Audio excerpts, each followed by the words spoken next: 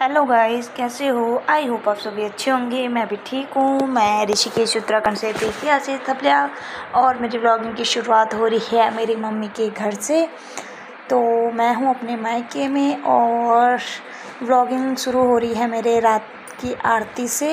इस टाइम हो रही है भागवत की आरती।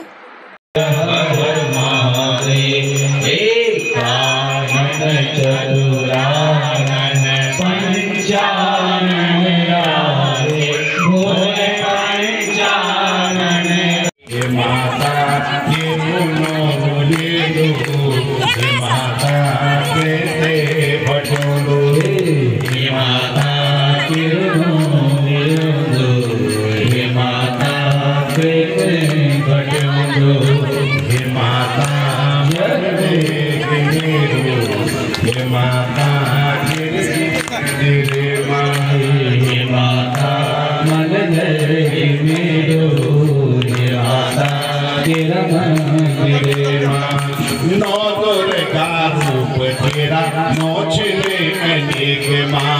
नौ दुर्गा रूप तेरा नौ